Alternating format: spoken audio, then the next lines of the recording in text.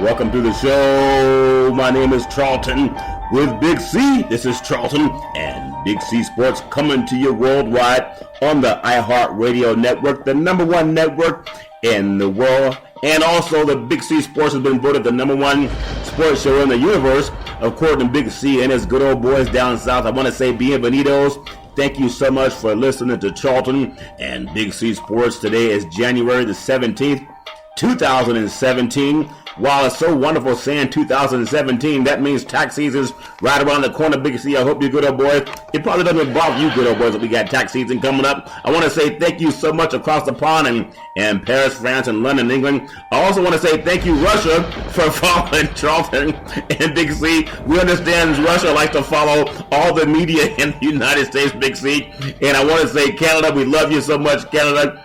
And I want to say there's no one I love more than the land of the free and the home of the brave, Big C. How's it going for you good old boys down south? I was listening to what you just said. Taxes. Who the hell pays taxes? This is the new presidential mandate we have now. You don't have to file taxes. You don't have to show your taxes. And also this cabinet, Jonathan, is in the same suit. You know, if a millionaire doesn't have to file or disclaim his taxes to the American public, why should the American public pay taxes? Well, I think... We're talking about a precedent from the president-elect. But it's been laid out, so I mean, everything in the South is fine. I don't have to declare any moonshine anymore. I can walk around and say, what do you make? Hey, I'm like the president-elect. I don't have to declare. That's funny. I heard some good old boys tell me about an IRS tax code for the rich. It's called 1041.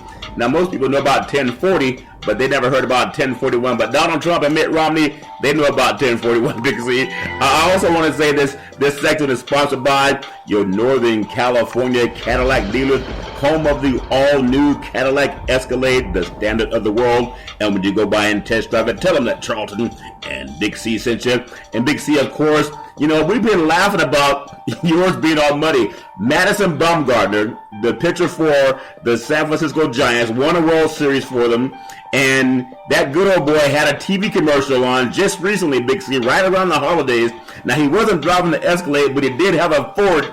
And good old boy had the Ford all muddy. He was driving through the mud. That brand new Ford was all muddy.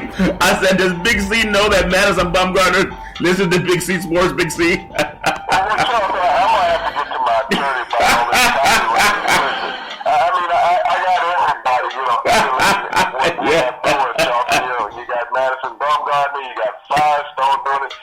Even our boys at Cadillac. Yeah. You know, so everybody else, you know, mine is reality. Everybody else is, you know, but, you know, the copyright. Yeah. The stealing of my branding, so I'm a little appalled by that. You know, it's, you know, not only are they stealing, you know, what I do with my truck, you know, it's as bad as ESPN and Fox stealing what we do on the air. Yeah. You know, playing it back like we're not legendary, Jonathan. You know, what has this world become? Has become, you know, it's almost like, you know, doing it, you know, the presidential campaign where, you know, a certain candidate's wife sit there and plagiarize the first lady.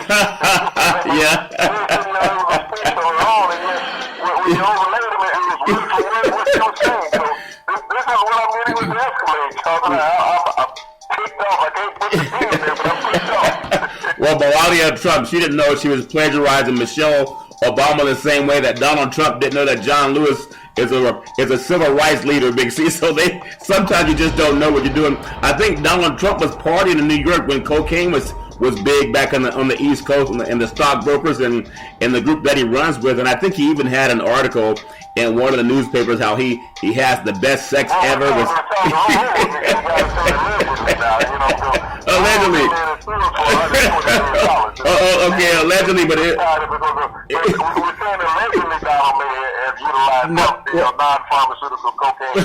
Well, I hear that a lot of people that know Donald Trump, they understand where it's coming from allegedly, but also he's talking about how, you know, whatever he does, he parties a lot and he likes women, and that's been all over the paper, seeing him with women and all that jazz.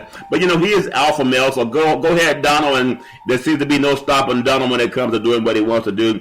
But Big C, you know, going into just the world of the sports business and how everything is so intense right now. We're talking about when you look at the NFL playoffs, and we'll touch on a few more things too, but the NFL playoffs, the Falcons, the regular season, their offense is amazing. In points per game, they rank number 1. In total yards per game, the Falcons rank number 1. The Patriots rank number 3 in points per game and number 4 in total yards per game. The Packers number 4 and points per game and number 8 in total yards. And the Steelers, who a lot of people are picking to win the Super Bowl, they rank 10th in points per game and 7th in yards per game. But their defense, to go into Kansas City and hold them to under 3 touchdowns, that's pretty amazing, Big C. Your thoughts? Well, you think about defense and running games, Charlton, this time of the year are synonymous with getting the championship games. And you look at every team in the modern Super Bowl era, yes, they've all had tremendous quarterbacks, Charlton, yeah, but they've all had a running game and a defense that could raise up and stop. You have to have some questions about this Pittsburgh Steelers offense, though, Charlton, yeah, going into this championship Sunday. Yeah. They were kind of mediocre, and really the last 2 weeks they haven't put a lot of points on the board offensively. And going into Kansas City, which had an outstanding defense. Yeah. But to not be able to get into the end zone, Charlton, even though Bell controlled the game on the ground with 171 yards, yeah, to not have Ben Roethlisberger get into the end zone. But now the Steelers really have some internal problems, Charlton. When you think about what Antonio Brown did, he ticked off a lot of teammates. He broke the code of ethics of a player locker room, letting the public inside during intimate times with the players and the coach. This is something that has never happened before, Charlton. Yeah. The news is always on the outside, but now we have this new millennial generation, Charlton, where it's so much about me, and look at me to see what type of attention I can gather for myself. He's a tremendous ball player, Charlton. Yeah. So, there's no doubt about that. But the Steelers have a history of cohesiveness and team, and that the team is greater than the sum. Yeah. And when you look at the receivers that the Steelers have gotten rid of over their history, Charlton, their modern history, of players that have become problems within the organization. We'll start with Plaxico Burress, Charlton. Oh, yeah. We'll let him go. Okay, all pro wide receivers. They've got rid of Holmes. Yeah. Tony Holmes. Won a Super Bowl for the Steelers against the Cardinals, Charlton. Let him go because he became too big for the locker room. Yeah. And so when you look at this latest incident, Charlton, Brown, that they also got rid of Mike Wallace. I forgot about Mike Wallace for a minute. Mike Wallace was probably the fastest receiver in the NFL. Yeah. Perennial All-Pro. They let him go. But now you look at this scenario with Brown. They're not going to do anything for this game other than fine him. That's because he violated league and team policies in what he did after the game. Yeah. But they're going to fine him because they're not going to hurt the team. They're going to fine him. They need him on the field if they have any chance of winning this game against the Patriots, Charlton. Yeah. But, this creates a rift within the locker room. Can I trust this guy now? Yeah. Because this is the Steelers organization, a proud organization, been owned by the Rooney family forever. Yeah. Integrity throughout the league. This is an organization that had a 4-time winning Super Bowl. Blast them. They won the Super Bowl with them. Yeah. Blasting the current coach, saying that he wasn't a great coach. He was a cheerleader. Well, Mike Tomlin's not a cheerleader, and he's going to prove that with Holmes. Brown, that he's not a cheerleader. Yeah, he really came out stern, and that's what people like about him, though. See, he doesn't. Some guys you always hear about. They'll tell you one thing in front of your face. And behind your back, they're chewing you up. They're loving you in front of your face like a Jerry Jones type. But behind the back, they're saying, when are we going to trade this guy? Now, there's something about Tomlin. He said today, I believe, on one of the programs, I think it was NFL Network, how there are 28 coaches at home. And maybe he was talking to Terry Bradshaw. And they're all going to be cheerleading for one of the 4 contenders left for the Super Bowl, the Final 4 NFL style, Big C. But there are 28 coaches at home. A lot of those coaches have been recycled. Sometimes you take your cans and you recycle your cans, or you got those mason jars. You don't recycle those. Do you guys recycle those mason jars, Big C? We can't confirm or deny what we do with those mason jars. Okay. We don't want to violate the code of ethics of the woods. Okay? Now, this puts Terry Bradshaw in a quandary because of all, sometimes we're all human. We say stupid things sometimes because we're men, and sometimes we're just.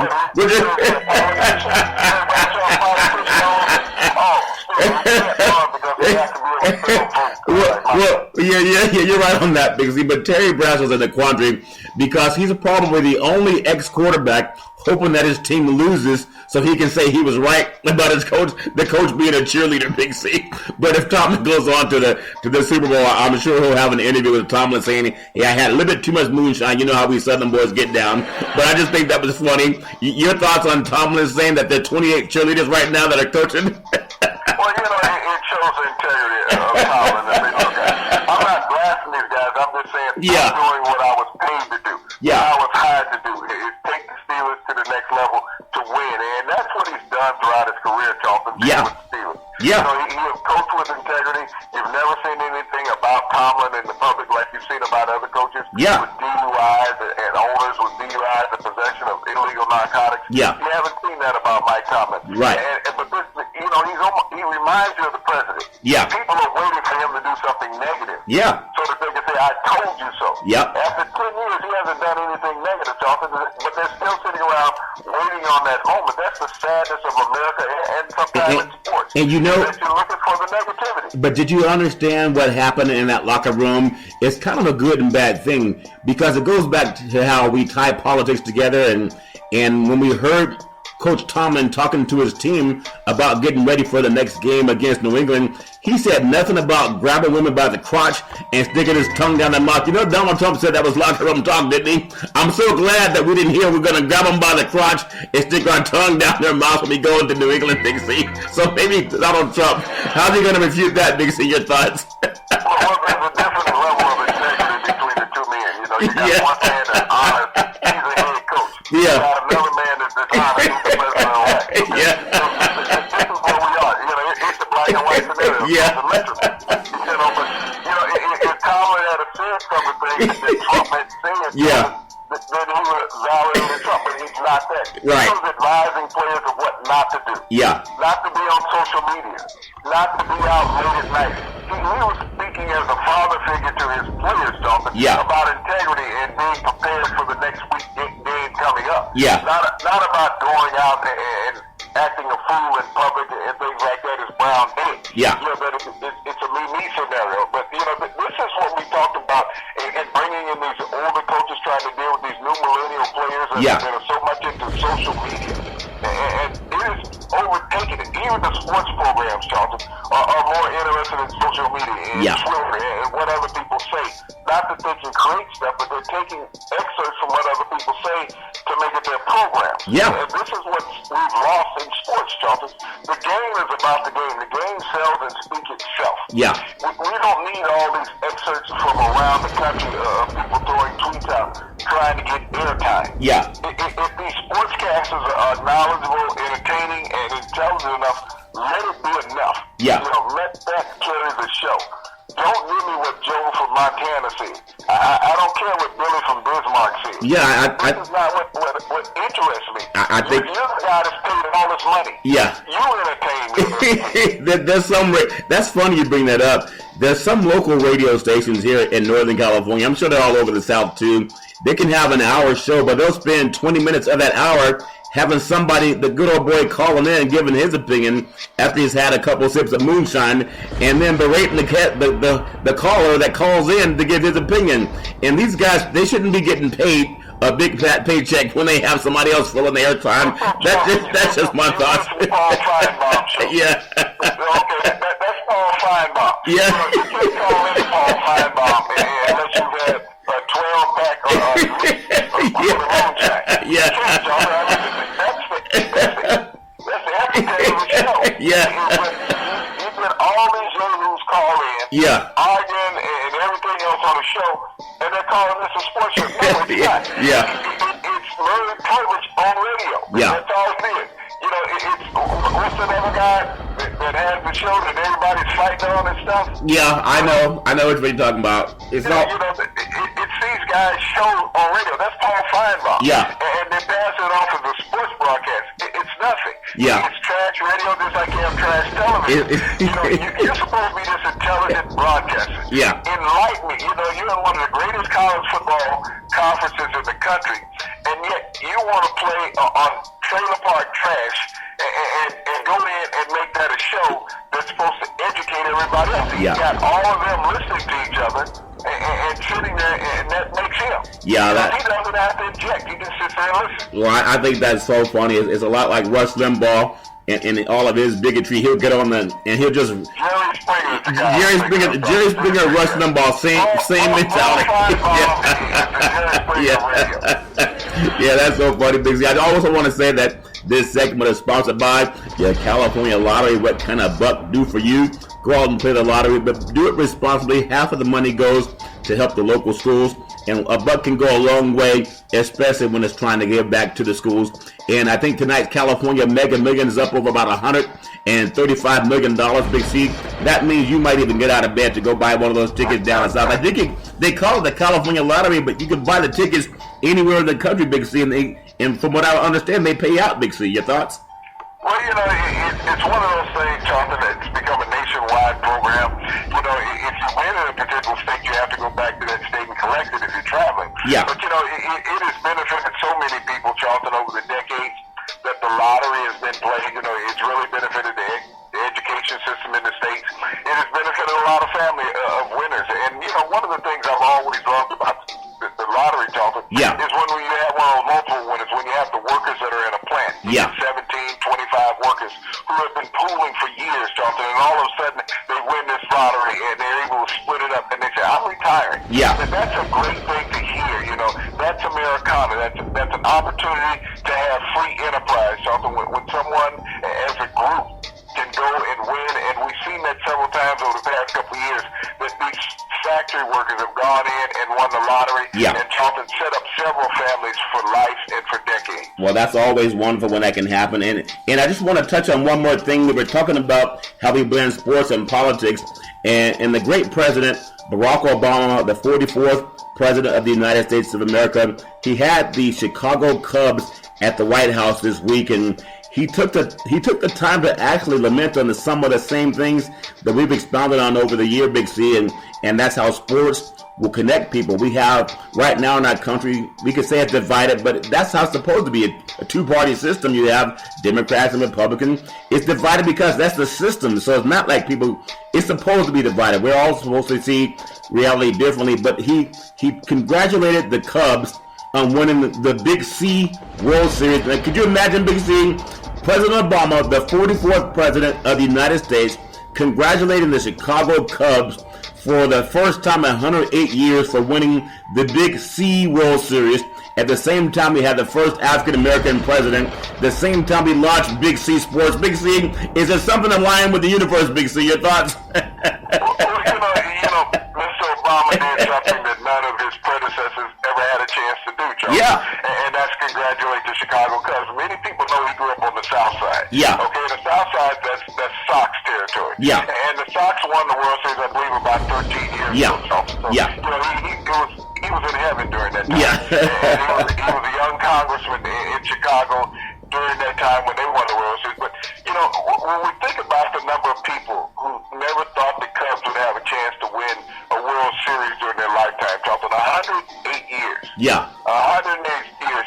You think about the longevity and the suffering of those loyal fans in Chicago. And in that suffering, to have President Barack Obama have his last team that he had celebrates a championship with was the longest suffering fan base and team in America of professional sports without winning a championship. So that's just part of his legacy, Charlton. All the things that turned around while he was president.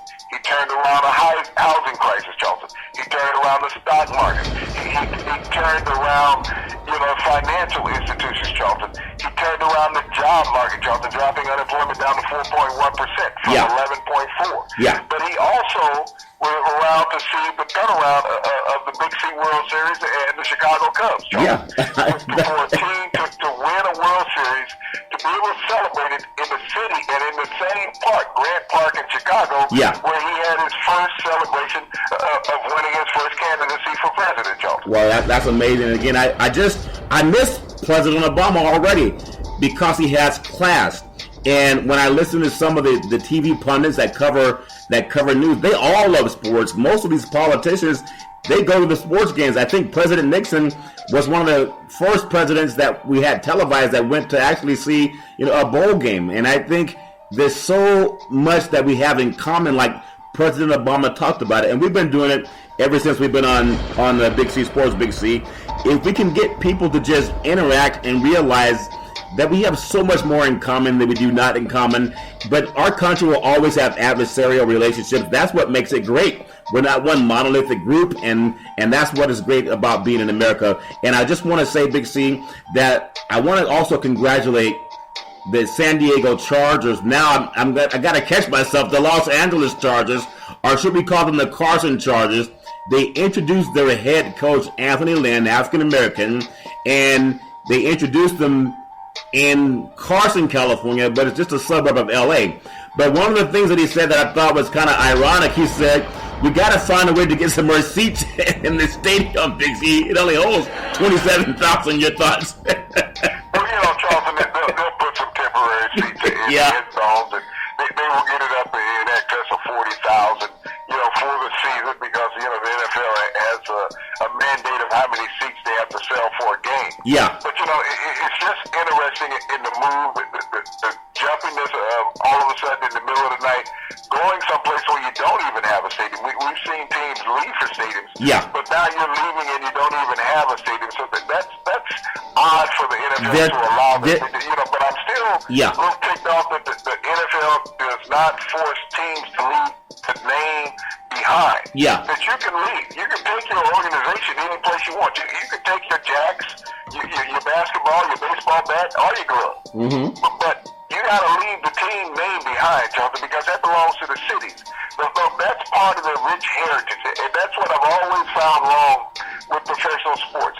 When you leave, that you're allowed to take everything. You're allowed to take everything away from the fans who have supported you. Yeah. Just your inception. And that's what's wrong with professional sports. When you look at the movement in all sports, Jonathan, you look at the NBA, the Grizzlies left Vancouver. They're playing in Memphis now, Jonathan. Yeah. There's no Grizzly Bears in Memphis. I like what some of the hockey teams did when the Quebec Nordique left, Jonathan, when they left Quebec City up in Canada. Yeah. And they went to Carolina. They couldn't take that name. They became the Carolina Hurricanes, Jonathan. And some other teams have done that. The Browns did that too.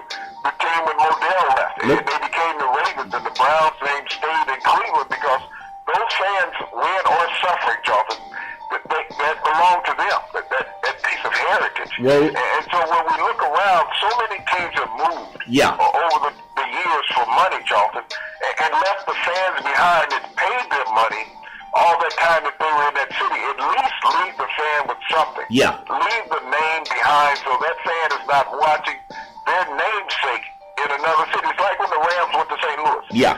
Those fans had supported them in Los Angeles since the mid-50s, Jonathan. Norm Van Brocklin was the quarterback leading the team. They go to St. Louis. The St. Louis Rams win a Super Bowl. Yeah. Not the Los Angeles Rams, but if it had been the St. Louis whatever instead of the St. Louis Rams, Jonathan, at least the fans in Los Angeles would not have felt jilted. Yeah. But you feel jilted because you gave another city that joy. Just like with the Ravens, when they won a Super Bowl, at least the fans in Cleveland didn't have to listen to the Ravens' names. But the Baltimore fans did, Jonathan. Yeah. The Baltimore fans, when the Colts won a Super Bowl under Peyton Manning, those Baltimore Colts fans had to hear that. The Indianapolis Colts had won a Super Bowl, not the Baltimore Colts. Yeah, and I think you brought the point up too. I believe the Montreal Expos ended up going to D.C. and now they became the Washington Nationals. They didn't become the Washington Expos. And when you talked about those teams that left Canada, Canada's a beautiful country, and we know we love their national anthem, but they've always supported the NHL, they support the CFL, and they support the Toronto Raptors. They also support the Toronto Blue Jays, and I don't know why the move from Vancouver went to Memphis made any sense at all. They left one of the more beautiful cities in the world in Vancouver to go to Memphis. And Memphis is a nice city in its own, but it's just not the same. It's not on the ocean, etc. But there's always some ego, and I think the reason the Chargers left first to go into the StubHub Center is because they wanted to beat the LA Raiders to it, Big C. They wanted to make sure the Raiders could not get there and get their spot. So they're willing to leave. I think they cost them $500 million in relocation fees to the NFL. And all Spanos had to come up with was about $300 to $400 million to pitch in on his portion of a new $1 billion stadium, Big C. And it just doesn't make any sense other than they want the LA media market. But you said it earlier, in LA, there's so much more to do than just go to a football game. They already have UCLA, USC. They have now the LA Rams are back. Do they really want to support the Chargers when they didn't support the Rams and the Raiders fully the last time? The Raiders only averaged over 50,000 fans the last time they were in LA, and the Rams, they averaged right about the same, and they played at the Anaheim Stadium. Your thoughts, Big C? Well, you got to look at relevancy of professional football in Los Angeles, Dalton. It's been a long time, not since Jim Plunkett took the Raiders to the Super Bowl. Has football been relevant in Los Angeles? Yeah. And Jim Plunkett can't even get into the NFL Hall of Fame. That's a shame. You know, when you look around, the last 14 there was the USC Trojans of the Pete Carroll. Yeah. Okay? That was the last. But wait, leave Reggie Bush alone. Kim Kardashian got her own stuff. How she end up with Kanye West? That brother got some issues, man. I told you he came to Sacramento. He sang 3 songs and walked off the stage, Big C, and I guess something happened to her in Paris with about $10 million worth of diamonds that they didn't keep in a vault. They kept on their hands or in a purse, Big C. But don't hurt Reggie Bush. He's probably trying to get over that relationship. But go right ahead, Big C. Well, you think about it.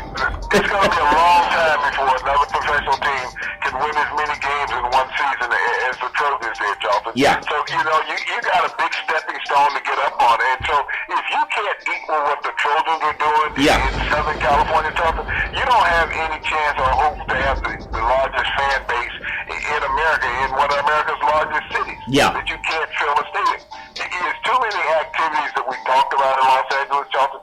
The NFL did right by being in certain cities. Yeah. But certain cities, there's too many amenities. Yeah. And Los Angeles is that one. That, you know, whatever you want to do in that Los Angeles basin, it's there to do.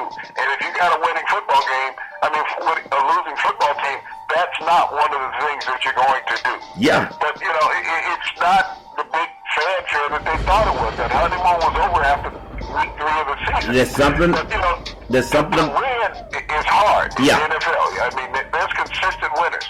You know, when we look at the teams that are in the playoffs right now, Charlton, Yeah. New England has been a consistent winner. When you think about the amount of trips that Tom Brady has made to the playoffs since he's been in the NFL, Charlton. Yeah. You know, it's unfathomable. 11 times in the AFC Championship game, Big C. 11 times in his 15 years there. That's amazing. Yeah. 11 times, Charlton. That's more than the rest of the quarterbacks in the playoffs together. Yeah. To be in a championship game. Tom Brady has eclipsed the other 3 quarterbacks combined as far as his participation. You know, Matt Ryan is making his 2nd trip to that championship game. I believe Aaron Rodgers is making his 3rd, Charlton, to that championship game. So when you look up and down this ledger of the players, Ben Roethlisberger, his 4th trip to that game. So, you know, these quarterbacks are highly capable of getting there. And that's what you look at is the legacy that these cities all have as far as getting the championship games. They've been there. You know, the Falcons have been to a Super Bowl before, and they lost to John Elway and the Denver Broncos. Aaron Rodgers has won one. Yeah. You know, he's won a Super Bowl. Ben Roethlisberger's been there 3 times, won twice. Tom Brady's been there 6 and won 4. So these quarterbacks are highly capable. These cities do not know how not to win, Charlton. But that's the thing you look at. These cities do not know how not to win. You know, you expect it with Aaron Rodgers, and even prior to him, Brett Favre in Green Bay, of having a championship run. You know, who knows who was in New England before Tom Brady? Well, it's been so long. I think, and you're right, Big C. There's always the consistency, and I think people take it for granted, and that's why it's so great to see what Brady's doing, because he's been into the NFL AFC Championship game more than a lot of guys average their careers, about 3.5 to 4 years average lifespan of an NFL player, and here he is going on 15 years, and he's doing it at a high level. I also want to say this segment is sponsored by United Labor, guaranteed $100,000. life insurance with no medical questions. We are endorsed by the American Heart Association and the American Cancer Society. We work with all of the unions in the country under the AFL-CIO, and we're looking to hire over 1,000 licensed insurance brokers because we simply want to put people back to work. Tweet out to Charlton and Big C Sports on the iHeartRadio network every Monday through Friday at 5 o'clock p.m. Pacific Standard Time, worldwide on the iHeartRadio network. And again, Big C, I just can't get enough of seeing Madison Bumgarner driving that Ford pickup truck all through the mud. It looked like a bull, the way you guys wrestle bulls down south, Big C, when you have a little bit too much moonshine in you. And the car was all dirty, but it was brand new. I said, there's no one that does that but Big C. And now they got baseball players emulating Big C's sports. But Big C, speaking of, we talk about football. We talk about teams relocating. You even brought in Canada, and that's what I love, this Canadian border, the United States and Canada. We do a great job bending hockey. We do a decent job blending baseball, and even we got to find a way to blend some football. The NBA is doing a decent job too, but at least get another NBA team up in Canada. I want to ask you your thoughts on the great Peyton Manning. When every coaching job, I believe, has been filled outside of the one in San Francisco, you know you gotta get a GM, because the GM is going to help get the players that the head coach and the GM see eye to eye with. So to get a coach before you get a GM doesn't make any sense. I know that everybody thinks that Peyton Manning might stay in Indianapolis. Is there any thought, because people have private jets, Big C, could Peyton Manning be talking to the 49ers about being the next GM out here? People might think, what about Joe Montana? Montana doesn't have a football mind. He's done playing football. But is Peyton Manning, would that even make sense, Big C? Your thoughts? You know, Charlton, I really don't think that it would make sense. You know, I understand Peyton Manning, very cerebral, but you can't teach what he knows, okay? Yeah. That's one of the things about a player like a former player like a Peyton Manning. You know, you have some guys that are just too intelligent for everybody else, and it doesn't make sense what they're saying to the layman person. Yeah. And for him to take and try to translate his knowledge to other people, it's not going to work. What he did was a once-in-a-lifetime thing, Charles, playing the quarterback position. Yeah. But he didn't play defensive line. He didn't play defensive back. Yeah. You know, he didn't play running back. What he did could analyze everybody else. But in his analyzation, which what allowed him to manipulate, Charles, yeah, was a different level. If I was to take a former player, not too distant, not too past former player, I would take Steve Young. He's been right there in the organization. Yeah. He's been on television. He's been analyzing players, Charlton. He's been a great analyst. He knows the game as well as Peyton Manning, Charlton. Yeah. And he's an intelligent man who knows that Bay Area community and the type of player that had been successful in San Francisco. When you look at Peyton Manning, he's not going to find a quarterback that can translate what he did on the field. Yeah. When you look at any place that he was, when he was hurt in Indianapolis and missed the season, his backup quarterbacks who watched him for their career, yeah, they could not produce what he saw and what he would tell them. That's why I say it's so difficult. Even in Denver, when he had the foot injury, he said Brock Osweiler could play. Yeah. Brock Osweiler, he won 5 games as a starter, but the defense won 3 of those. He's been the biggest bust in the NFL as a quarterback. Because he's Caucasian, he won't get ridiculed too much. But if you've ever seen a waste of $73 million, you saw it in him. And I'm not knocking the guy, but he threw, I think, almost 20 interceptions, and that's combined Rodgers and who's the brother down there at Atlanta again? Ryan and Rodgers. They have combined to throw fewer interceptions than this one player that's making as much money as they are. Big Steve. Yeah. You could toss Brady into that mix. You got 2 quarterbacks. Yeah. That combined did not score as many interceptions as a collective group as Brock Osweiler. And you know, $17.5 million he was guaranteed this past year. Yeah. Houston's on the hook for 1 more year of that contract, guaranteed money. So whether they cut him, trade him, or sit him, they still have to pay him another $20 million for being there with the organization. Yeah. So, I mean, if they cut him, they take a salary cap hit. So they either got to trade him, which nobody will give anything for him, Charlton, yeah, or just sit him.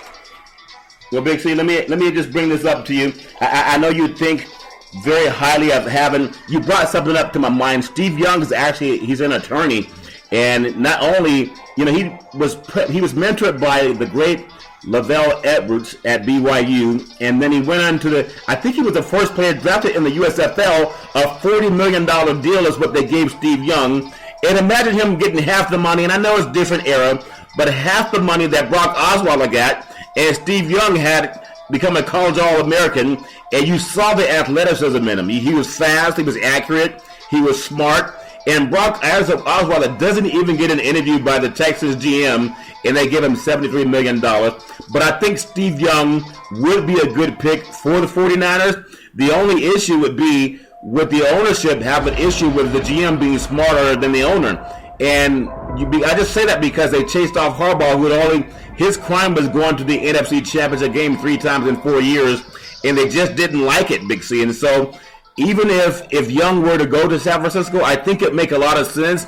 They have some good old boys, Dwight Clark still down there, and being parts of the Bay Area icon, that team that was so successful. The great Ronnie Lott, he's trying to get money together to keep the Raiders in town. But going in-house sometimes makes a lot of sense when the guys have played on the same dirt you're trying to bring another championship to. But why would Steve Young, who has a great lifestyle right now, he's on TV when he wants to be on, he can travel all over the country when he wants to, Big C, why would he go play for an organization that has had 3 NFL coaches in the last 3 years, Big C? Well, we're talking because it's been unstable in the front office, but you hit a poignant point. When you bring a guy in who's more popular than anybody else, and that sometimes is a problem for ownership. Yeah. When your ego has been out there on the limb and you're wearing it on your sleeve everywhere you go, everybody recognizes Steve Young in America who understands football. Yeah. And they're going to listen to Steve because Steve is highly intelligent. He understands the X's and the O's of that game. He knows who you need to put in place. When you look at the players that he played with on his offensive line, in his backfield, talking in his wide receiver groups, he played with some very talented players, and he played with some players, Charlton, who fit the mold of what they needed at the time. Yeah. He didn't have all pros in every position offensively and defensively, but he had players on the team with him, Charlton, that fit the role of making the 49ers a success. And you think about the different coaches that he played under. He played under 3 different coaches. Yeah. When he was a quarterback with the 49ers under Walsh, Seifert, and Mariucci, Charlton. So he understands the gamemanship of different coaches. He understands different systems. So a person who can understand how to develop, how to make adjustments, that's Steve Young. When you want to talk about bringing in a former player, someone who's not too far removed from the game, who is still vested, I think that's the biggest key. Someone who is still vested. And he can still identify with the modern day player, Charlton, because in his broadcasting and even in his playing, those players are starting to transcend into the NFL. Yeah. He was with T.O. So as big as ego as there ever was in the NFL, Steve Young played with him. Yeah. And they both made each other better, Charlton, when they were on the field together. Yeah. And, he played with some running backs that were up and down. Ricky Waters, who should be in the Hall of Fame, was a perennial 1,000-yard rusher with every team that he played with, Charlton. Seattle, San Francisco, Philadelphia. This guy gained over 1,000 yards with 3 different NFL teams. Yeah. About 11,000 yards in his career, still not getting any sniff from the Hall of Fame. So you look at a player in Steve Young who was able to corral these different players and make them great, Charlton, win a Super Bowl with them. And so he understands NFL talent, and if the 49ers want to do a highly intelligent move, which they haven't done lately, Steve Young will be the proper guy. Now, one more thing I'll bring up about Steve Young, Big C. What quarterback do the 49ers currently have that reminds you of the same athleticism, only bigger and faster? That would be Colin Kaepernick. I know because there's so much ego involved and maybe bad blood involved with the organization trying to blame the guy that's worth, I think he gets about 75% of their offense this year when he started, but they want to get rid of him for whatever reason. I don't know. Maybe they're trying to get Brock Osweiler instead of Big C. But if anyone were to realize, if anyone were to coach the only quarterback the 49ers had that had led them to a Super Bowl since Steve Young, it would be Colin Kaepernick. Could you imagine the tutelage that Kaepernick would get if Steve Young were to come in and mentor this guy instead of trying to throw him under the bus the same way that the York family should have been trying to do? Big C, your thoughts? Well, Kaepernick had one quarterback mentor, Charlton, and you saw the success that he had. Jim Harbaugh, former quarterback of of the Chicago Bears and Indianapolis Colts.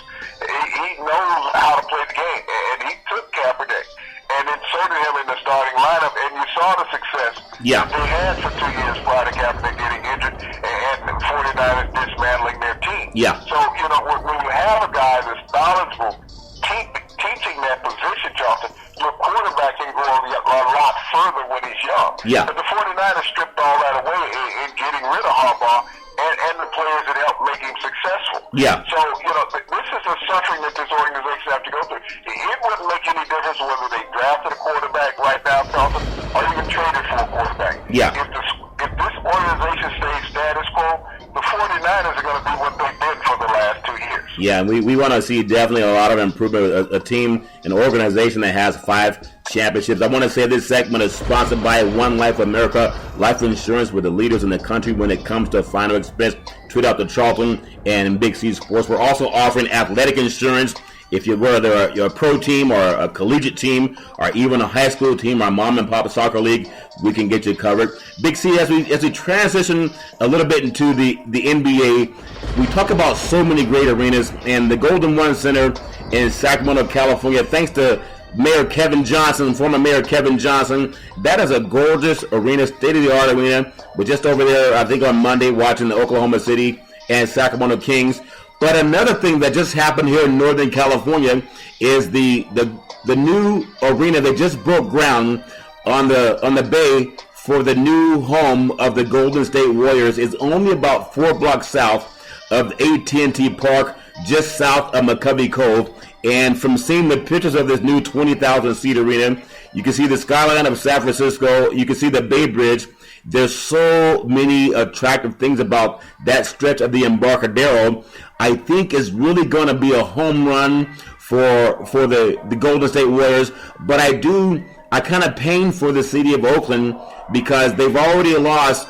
They lost a lot of the jobs in that area. Now the Raiders are still flirting with moving. They signed a petition to go to Las Vegas. The A's, I think they signed a 10-year lease to stay there. But when Golden State leaves, they're leaving at the height of their success. They're not like San Diego, where they can't win and can't get good players and leaving. They're leaving when they're a perennial NBA power. My heart kind of bleeds for Oakland, but that's just part of the territory. When you have that kind of money, you go where you want to go, Big C. Your thoughts? Well, you think about how long they've been there, Charlton. Since the early 70s. When they were the Golden State Warriors, led by Rick Barry, Al Adams, the great African-American head coach, who was the first African-American coach to win an NBA championship, Charlton.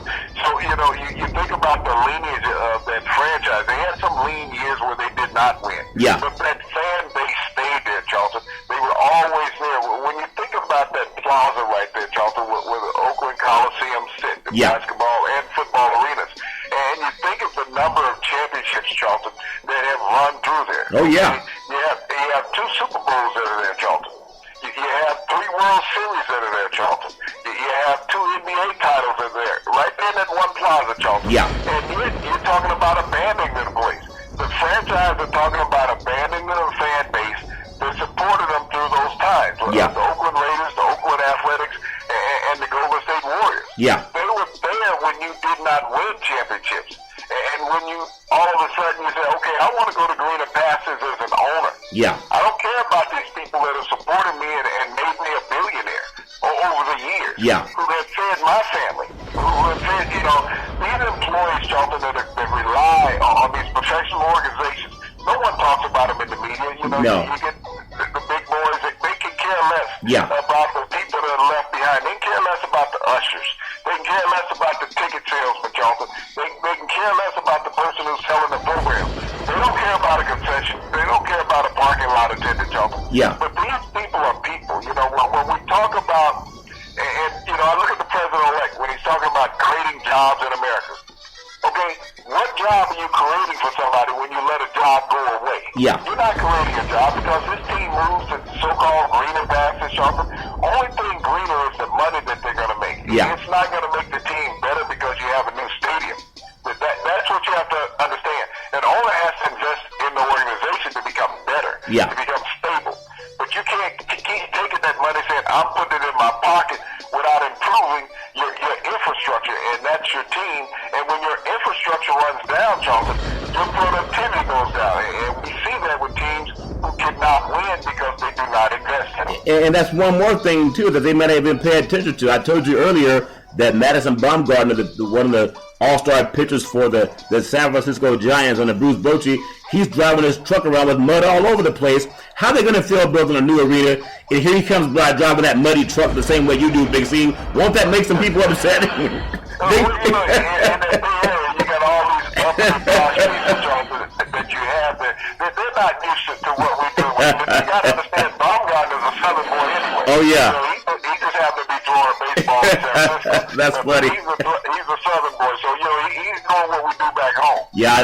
He's getting dirty. He just gets where he is during the off season. But it's just, when you talk about the mud aspect, Jonathan, that's basically what you're slinging in these fans' face. Yeah, in the fans. You're slinging mud in their face because you're telling your loyalty means nothing to us. Yeah. And the Bay Area is not the first city to witness that, Jonathan. We've seen the Rams move twice. Yeah. Okay? Yeah. They left Los Angeles. They left St. Louis.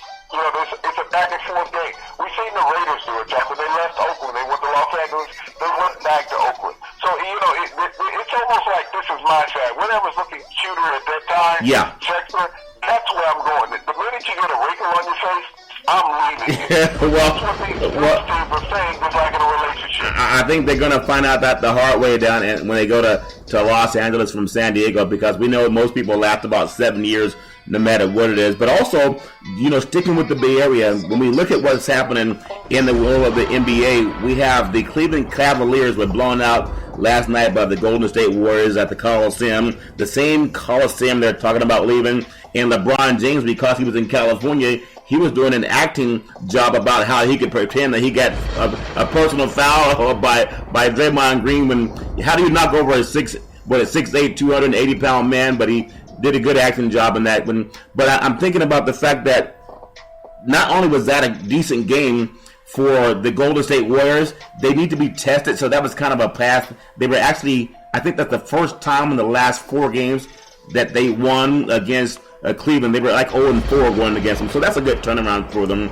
But just up the street in Sacramento, we talked about Westbrook. I think he has 41 triple-doubles, which is amazing for a player in this day and age when a lot more players have a lot of athleticism to guard him, Big C. How does he average at this time of the season, 41 triple-doubles, Big C? Well, it's the consistency of how he plays, Charlton. He's amazing. Russell Westbrook plays hard every night, every game. There's no setback in his game. You see players taking nights off, not playing with an intensity. You saw LeBron last night, being lackadaisical time, trying to get into the screen acting deal, with fouls. And even the officials at times got to say, okay, enough of this crap stuff, LeBron. Here it is, as big as you are, you can knock over half a house, and you're going to act like Draymond Green comes into you and lays you out. I was looking for Vince McMahon in the WWE. Oh, yeah. These guys who are in the acting league and don't pay their union dues. Yeah. LeBron, the acting guild should come say, hey, LeBron, you owe some dues for what you did last night in that trip.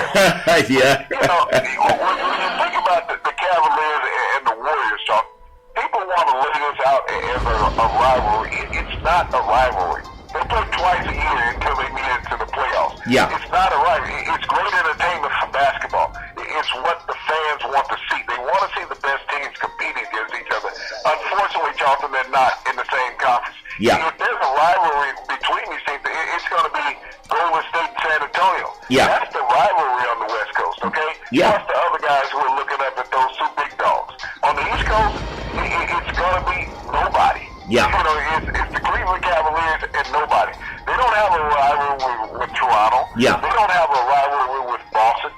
They don't have a rivalry with the largest market, Yeah. in the East, New York. And they don't even have a rivalry with the 2 teams that are close to them. That's Chicago or Indiana. Yeah. Neither one of them, Jonathan. They don't. So there's no rivalry around with Cleveland. They just go out and draw fans. And just so happen when they play the Warriors, it's great entertainment. It's what the NBA fan base wants to see. Those 2 top teams. But it's not a rivalry, Jonathan. Well, speaking of entertainment and value, I know the great Phil Jackson and his posse over there with the New York Knicks they have still not found a way to become a playoff contender, but he's always blasting his players. I think he had a few more choice words to say about Carmelo Anthony, who's been an Olympic champion and a great player for the New York Knicks, even though Phil Jackson has not looked like the guru of the NBA when he's not coaching Michael Jordan, Scottie Pippen, and Shaq and Kobe, Big C. Your thoughts on the great Phil Jackson? Are they done with his act in New York, or has he had enough success with Michael Jordan and Scottie Pippen and Shaq and Kobe to just ride off into the sunset when he feels like it, Big C? Your thoughts? Well, Charlton, I look at Phil Jackson. One of the greatest NBA coaches of all time. Started out his career winning a couple of championships as a player with the New York Knicks, yeah. In the late 60s, early 70s.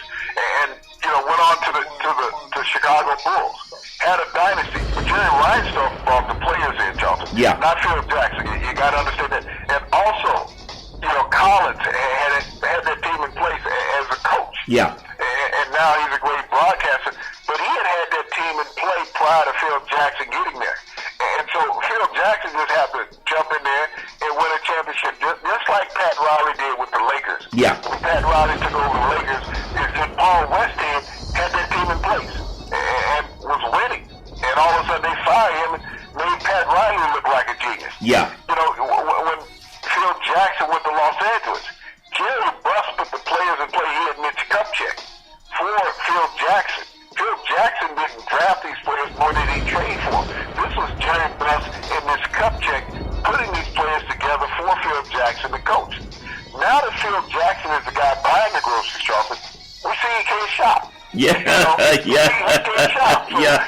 We understand what Phil Jackson's legacy is that if you give him enough tools, he can raise up the hood of a car and screw a rich in. Yeah. He's type of a boat. That's funny. But if you tell him that he's got to pop the hood and put the things together himself, he cannot get it done, Jonathan. And we witness this in New York. New York, I mean, when you think about it, he makes the trade for Derrick Rose. Derrick Rose saw his best years 6 years ago. Yeah. And he hasn't gotten any better. He's gotten worse in the last 6 years. Yeah. But he brings him in. He brings in Joakim Noah, who had not done anything in Chicago other than be a role. He averaged 5 points a game in Chicago, Big C. That's something. He got on the score rate. Yeah. But Carmelo Anthony had always been a perennial all-star, but you hadn't got the guy any help. Yeah. Since you've been there. But he's the guy that you want to blame. Blame the guy that's been here that we haven't brought in any help. Yeah. But every time you change the roster, Carmelo Anthony has to adjust his game, Charlton. Yeah. When you haven't had the same stable roster for 5 years with this guy, he always has to adjust his game. But that's what all-stars do, Charlton. Yeah. They make adjustments for their surroundings. Phil Jackson has not known how to be a manager. He has not known how to go out and find talent. He has coached the talent that people have given him. Well, and since he could not find the talent, he's gone to attacking the talent in the NBA. Attacking LeBron James and his business associates. Yeah. Now attacking Carmelo Anthony and the people that he deals with. So what is Phil Jackson now? I mean, it got so bad even Jenny Buss left it. Yeah. Wait a minute. Wait. I thought he was a great coach. I found out he doesn't know how to manage. Well, you saying she found a new posse to run with is what you're saying, Jenny Buss, Big C? Yeah, she's running with a new posse. Oh, man.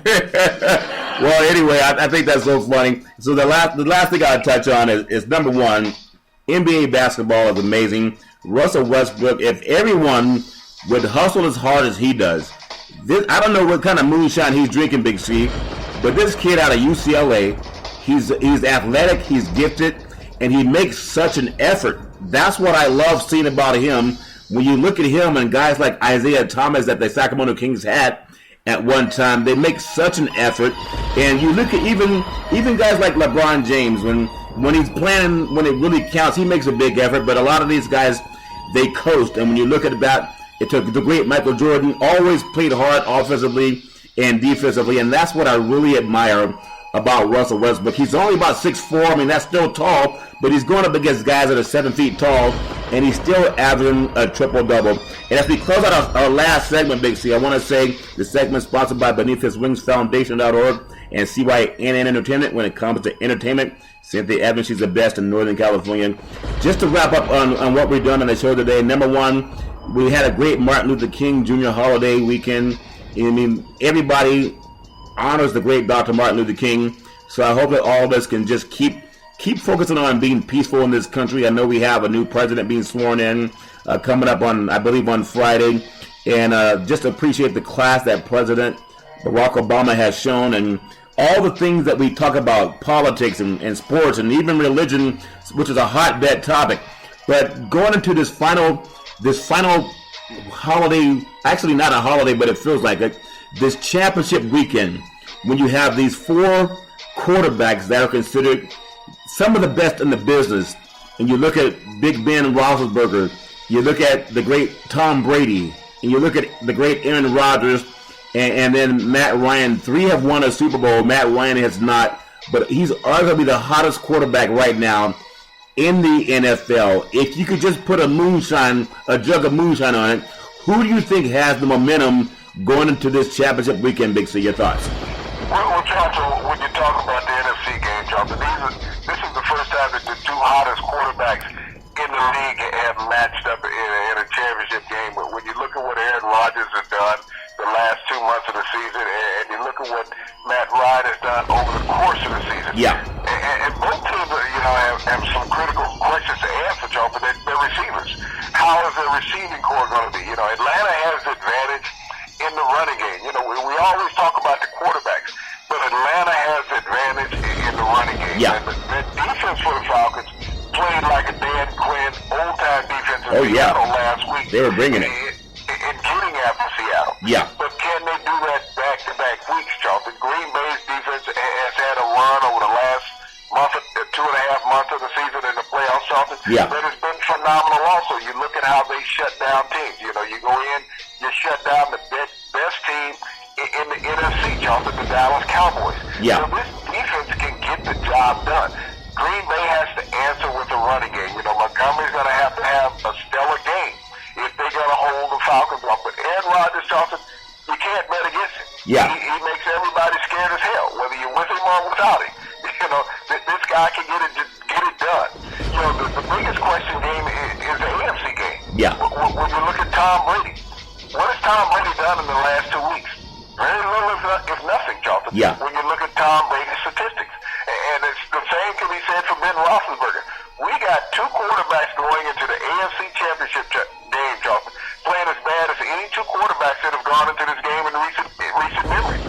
But the running games have been the separating part. Like Eric Blunt did not play much last week with an injury. Yeah. But he led the AFC in rushing with 18 rushing touchdowns, Johnson. You look at what Bell has done, Johnson, in the past 3 weeks. Yeah. He went for over 200 yards against the Bills in the final week of the season. He had 171 to the playoff rushing record last week against the Chiefs. So he has been hot. Yeah. And so he has carried the Steelers' offense. What is going to be the biggest problem is Brown going to be able to show up this week, Charlton? Is he going to be a head case? Are people going to label him Odell Beckham? And I hope they don't. No, he's a talented player. Yeah. He's an exemplary player on the field. Yeah. His antics were wrong in the locker room. They were out of context for the NFL and for the Pittsburgh Steelers. Yeah. But on the field, there is not a better receiver in the NFL. Ben Roethlisberger relies on him.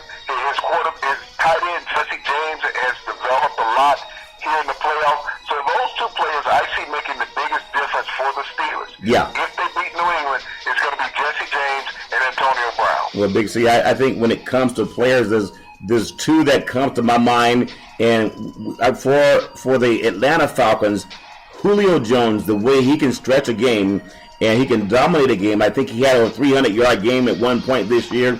He's amazing. And when you look at Le'Veon Bell, he's actually set a record for the Steelers in the last 2 games, rushing for nearly 400 yards, Big C, in the last 2 games against Miami and also Kansas City. So really impressed with him. I think you're right. These quarterbacks are always giving credit. The ground games oftentimes make a big difference, and we got to see some pressure put on every quarterback. I want to say we love this show, Big C Sports. We love bringing it to you every Monday through Friday at 5 o'clock p.m. Pacific Standard Time worldwide on the iHeartRadio network. And as we always say, there's never any room for domestic violence. You should never put your hand on a woman. If you know anyone going through that garbage, just call 911. Don't make her deal with it on her own. And as we always say, every Monday through Friday at 5 o'clock p.m.